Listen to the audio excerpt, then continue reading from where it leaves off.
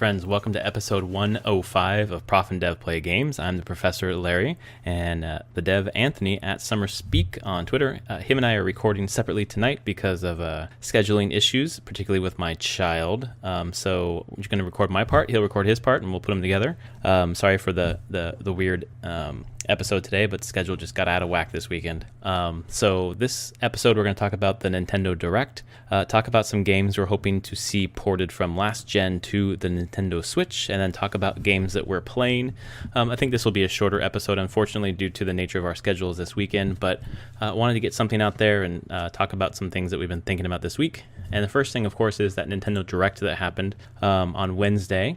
So lots and lots and lots of news coming out of the Nintendo Direct, and just sharing a few of our thoughts. I thought it was interesting the way that it started out with the Nintendo 3DS news. There were lots of games announced for the 3DS, some known games like Ultra Sun, Ultra Moon, and some games that weren't known, things like the Mario Party 100 Greatest Hits. And it was good and a little surprising to see so many games announced, including the Minecraft 3DS edition. Doesn't sound like a console they're trying to sunset. They're definitely still trying to support that console, and with big titles, really. Minecraft is the biggest of them all, and I hear that I think it's for the new 3DS only, and it's not the best version. I think that the frame rate is a little choppy, but basically they've got Minecraft on everything that you can possibly play it on now. So a couple big hits coming out for the 3DS. Some people were mad that the Mario Party for the 3DS was not on the Switch, basically, taking 100 greatest mini games from across all of the different Mario Party titles. But it makes sense to me why it's on the DS, because there are quite a few Mario Party DS titles, and any of those mini games would not be able to be ported to the Switch just because of the nature of the two screens for that. Those titles, so it makes sense why they're going to house it on the 3DS, and I imagine eventually they'll put on a new Mario Party onto the Switch, although Mario Party 10 for Wii U is pretty bad, so I'm hoping they change up the formula. So the Direct started off with all that 3DS news, and then kind of rapid fire headline style, and then moved right into the Switch news. And I believe the first thing for the Switch was the Xenoblade Chronicles Xenoblade Chronicles 2. I was listening to the YouTube file as I was driving home, so I didn't see any of the video for the Direct, but I was listening. And the Xenoblade Chronicles 2 piece was just super long. I think it would have been more interesting if I were watching it, of course, but it just it almost seemed like its own direct, like a Xenoblade Chronicles 2 direct. And for fans of the series, like, that's just a ton of great information. It almost felt like they were trying to sell it to people who weren't super big into that series, just to let them know what it's all about. But I had a feeling that if you're not really into the series, like I'm not really into it, it just kind of felt like it was long. Which it doesn't matter because the Direct was long anyway, so we got a lot of what we wanted to see elsewhere in the Direct, but it just kind of went on and on. I don't feel like I learned much more about that game than I didn't already know. They went more into depth in the Titan swords that you can pick up in the arts, and how that all works together. But I think seeing it in action was good for people to see an extended trailer, basically, of that game. And they gave us a release date, which is December 1st, which is, I think it's 2 weeks after Skyrim launches on the Switch, which we also got a release date for during the Direct. So you're getting like a huge Western RPG and a huge Japanese RPG right at the end of the year. I think those two games alone would give you enough to play for an entire year. So having them almost back to back is just, I think it's Nintendo saying, during the Wii U years, you said that we didn't have that many games. Well, here you go. Here's just huge game after huge game after huge game. After Xenoblade Chronicles, I don't really remember the order of stuff, but there was Octopath Traveler, I think, was another big one they talked about. And the big news was that there was going to be a demo after the Direct. And I ended up downloading the demo and played the Primrose Path. And it's really good. The battle system is really unique, has a lot of pieces to it. The art style, of course, everyone knows how it looks already, but seeing it in action, it looks good. But there's parts of it that are pixelated and kind of almost blurry in a way, and there's just a lot of flashing lights and a lot of bright kind of flashes of really bright white that's almost unnecessary. So those things are kind of a little bit more than annoying, actually. They detract from the experience, but the story was good. The battle system I thought it was pretty unique. The way that you basically have to break an opponent's shield to then get in to offer damage to them, almost in a has-been hero sort of way. And then there's break points or boost points. Every time that you do a move, basically you earn this boost point that you can kind of triple or quadruple up your attacks and do some real massive damage. So that was nice. So there's 2 different stories you can play at the beginning of in Octopath Traveler. In the final version, there'll be 8 different characters, so 8 different stories. So there's some variety, and it's a meaty demo with both characters. You're looking at something like 2 hours, and then you can just grind too. So you're, for a free demo where they're trying to get some feedback from people, they're actually offering a lot of stuff to play. The biggest news I think that people really freaked out about, and I certainly thought it was really good news, is Bethesda is going to continue to support the Switch by putting Doom on the Switch this year, and then Wolfenstein 2, the New Colossus, next year. So Wolfenstein 2 comes out the 27th of October. On all consoles except Switch, and then it'll be out for Switch next year. So that kind of sucks that it's delayed, but at the same time, Switch has Mario launching that day, so that's where everyone's going to be putting their attention on the Switch. But having Doom come out is crazy, because I know Doom was out on the 64 and maybe some other consoles as well, but it's a hyper-violent game. Doesn't scream Nintendo to me, so they're kind of embracing these mature titles, which is nice to see. And then the idea that their engine can scale up or scale down, like Doom would be on the Xbox One X and also at the Nintendo Switch, and to be able to scale up and down pretty easily for Bethesda speaks to how good their engine is. Also, what other titles they might bring to the system, and it kind of asks other AAA companies to kind of step up their game. Some other news, basically the Nintendo titles we know about. ARMS is getting an update, Splatoon 2 is getting an update. Saw a new character for Fire Emblem Warriors, Lyn, which is I think from a GBA game. I never played it. And then something that I thought was interesting is the arcade archives. The Hamster folks who've been doing the Neo Geo stuff, they're going to start doing Nintendo's classic arcade games. So it's basically a shell to release games like versus Balloon Fight, versus Super Mario Brothers, versus Pinball, a couple other games. And it almost seems like might be a wrapper for them to put out like Nintendo and Super Nintendo and other virtual console games. I guess we'll see, but it's basically the piecemeal approach. I'm hoping more for a subscription model. But to be honest, with my 3DS, I don't really need the virtual console on the Switch anymore, as well as having the classic consoles. So I'm not dying for virtual console, except for, to be honest, Game Boy Advance or GameCube virtual console. What other big news? Stuff we heard before, LA Noire is coming to Switch. We heard about that, and that's kind of something I want to leap off of from there. With LA Noire coming, basically a 2011 title to the Nintendo Switch, it kind of opens the door for other last generation games to come to the Nintendo Switch. And Anthony and I were going to talk about which games we were hoping to see kind of follow the LA Noire route. And I'm going to just give my 5 that I want to see. I'm going to kind of cheat and put Mass Effect Trilogy into one. I would love to see the Mass Effect Trilogy on anything remastered, but it'd be nice to see it portable on the Switch. So Mass Effect, Red Dead Redemption, would be great to see. Basically, I'm looking for these single-player games, these meaty single-player games. So, huge RPGs, huge character-driven stories.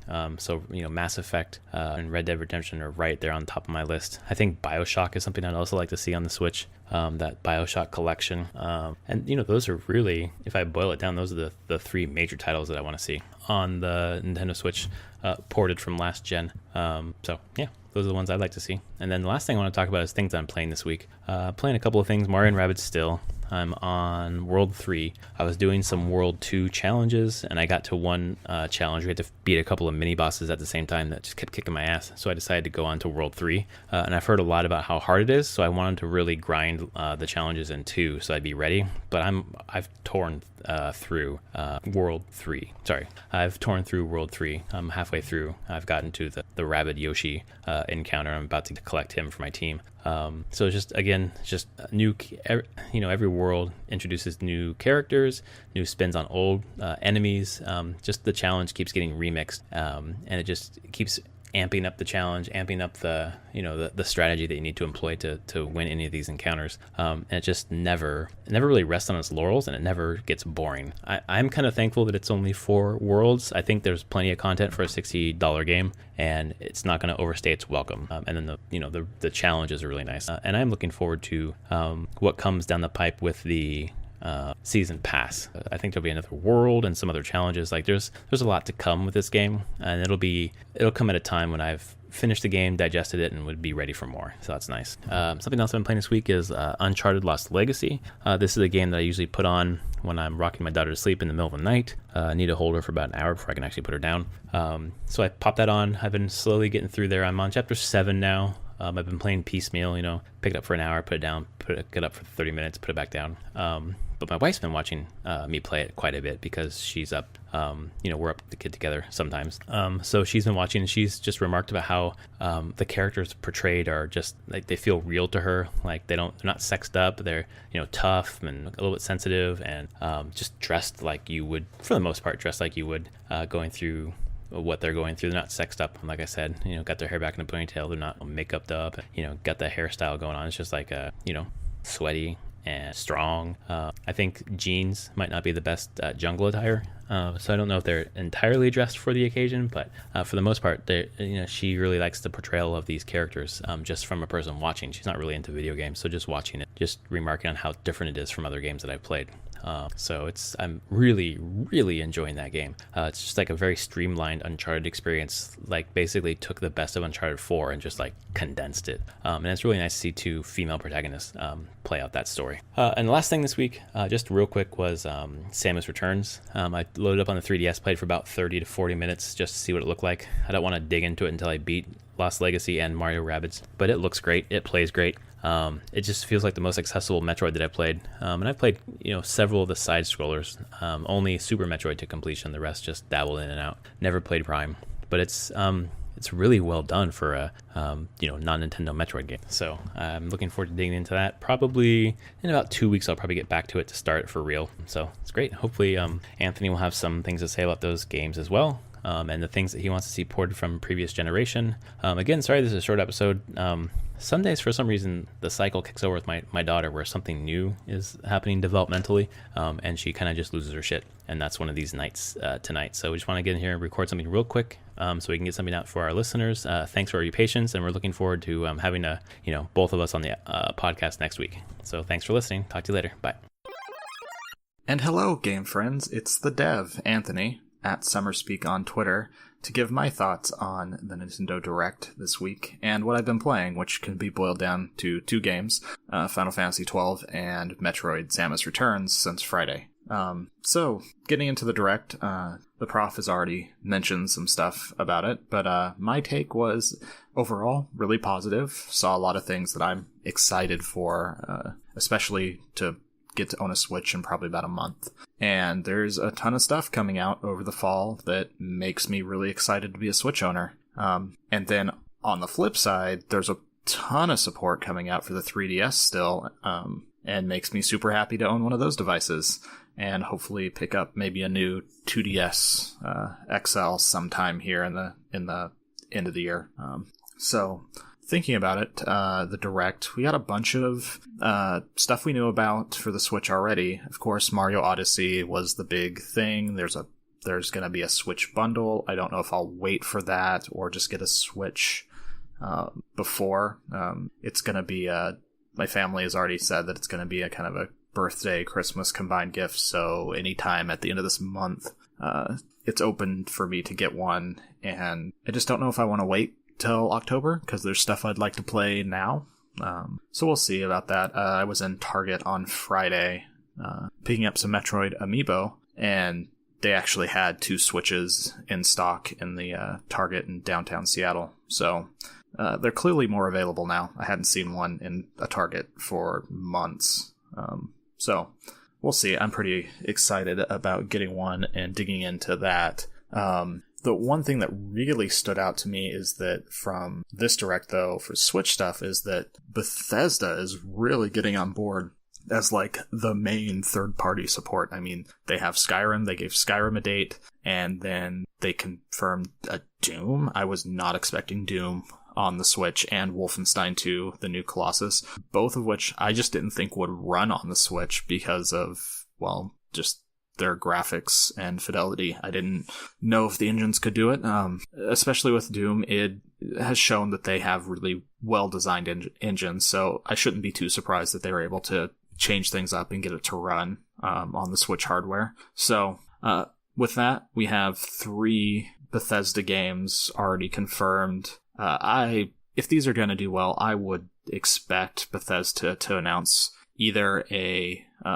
port of older Fallouts like Fallout 3 or New Vegas, or Fallout 4 immediately. Now, like, I can just see Bethesda going like, hey, these are doing well. I think people weirdly are...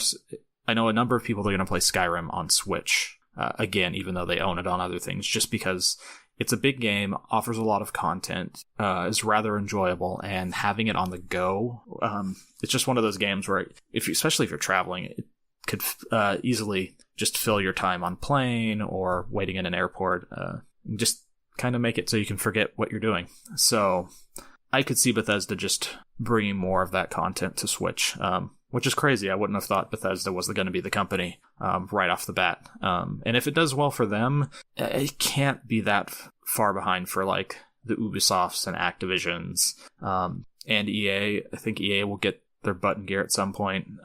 So we'll see. That was good to see, just more third-party support. Now for Nintendo stuff, yep, we have Mario Odyssey and lots of cool stuff there. It's an exciting game. I played it at PAX. I know it's good. Like, I'm going to get it. I don't really need to see any more about it. Like, it's going to be on my to-buy list and to play. So there's that. But some of the stuff I'm all over Xenoblade Chronicles 2. Just, again, having a portable JRPG, something I can just, very systems-heavy RPG. I've come to terms with the fact that I really like systems-heavy RPGs. So just having one on the go that looks pretty good. So Xenoblade Chronicles 2, definitely on my list to own.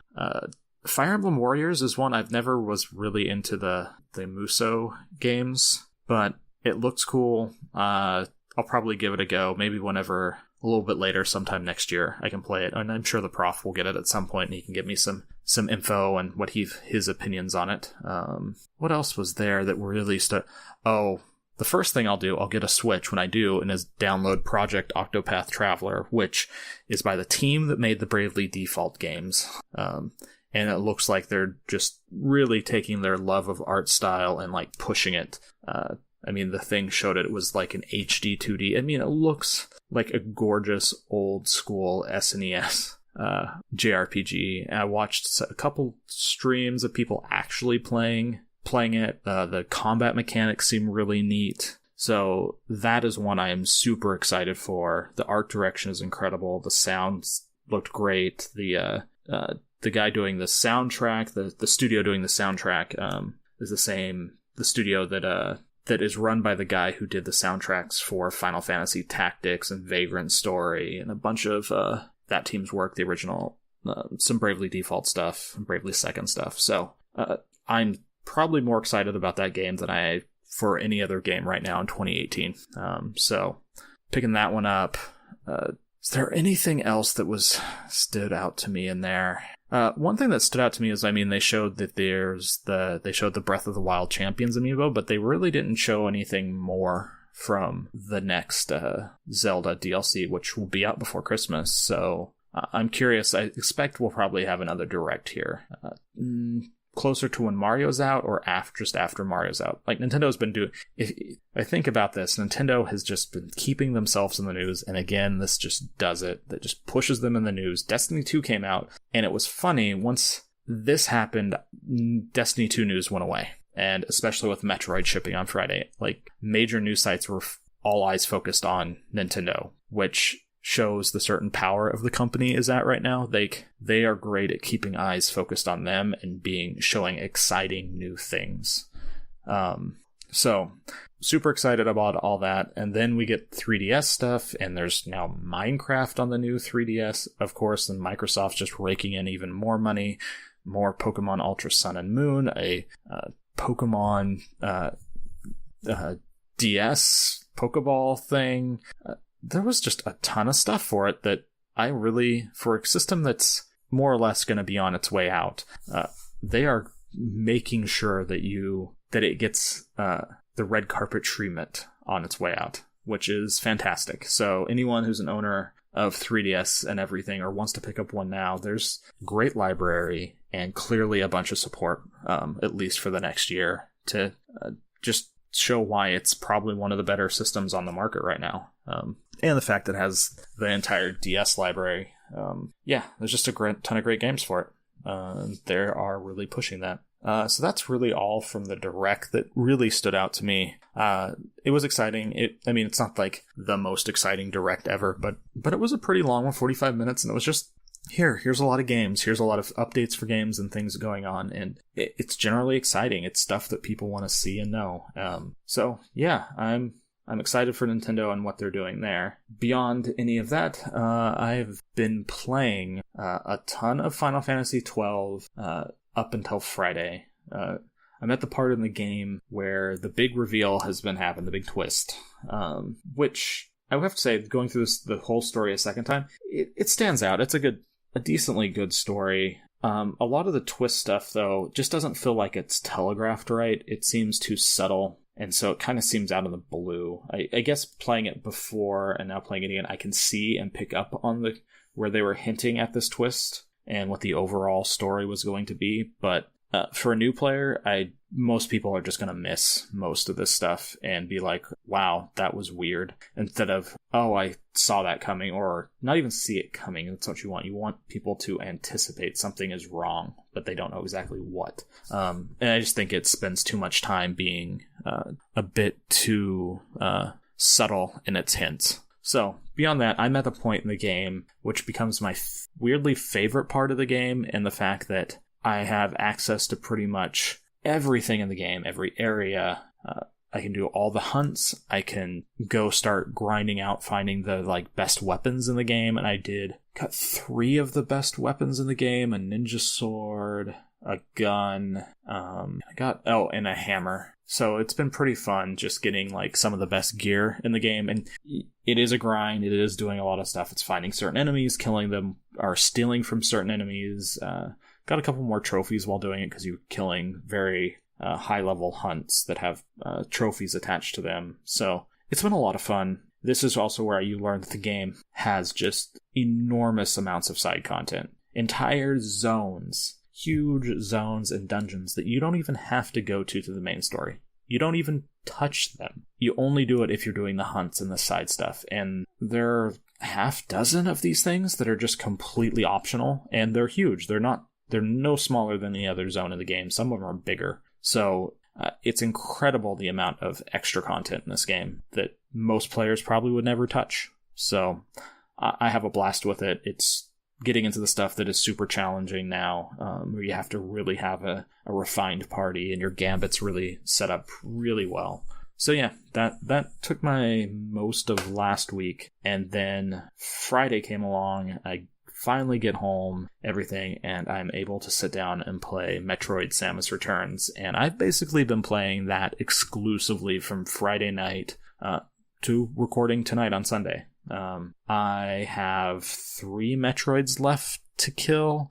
I'm on a really hard boss right now, which maybe it's easy for a lot of people, but I'm probably not the best at platformers. But I'm working through it. It is an incredible game. I don't have a huge amount of memory of Metroid 2. I owned a Game Boy. I owned it back in 91, 92. But now we're talking 25 years ago. I don't have a strong recollection of that game. I remember Super Metroid a ton. I loved Super Metroid. I've played Super Metroid multiple times. I've only played Samus Metroid 2 once, and then I don't even have my Game Boy anymore. Something happened to it. It went away. So, whatever. So this is what I feel is my first experience with that again. And first off, visually incredible. It's one of the best looking 3DS games I've ever played. And I don't play with the 3D on, but I turned it on a couple times, and the 3D is it's so good in this game. The depth to all the zones and how things are layered. This is easily one of the best 3D games on the 3DS. Beyond that, mechanically, it plays really well. It's very combat heavy. I remember that. It's a very combat heavy Metroid, with the premise being you're hunting down 40 Metroids on the planet SR-388, which is the home of the Metroids. But you can tell that it's a reimagining of the game, not a remaster or anything. there's enough changes. Combats change. You have melee counters to do like huge amounts of damage.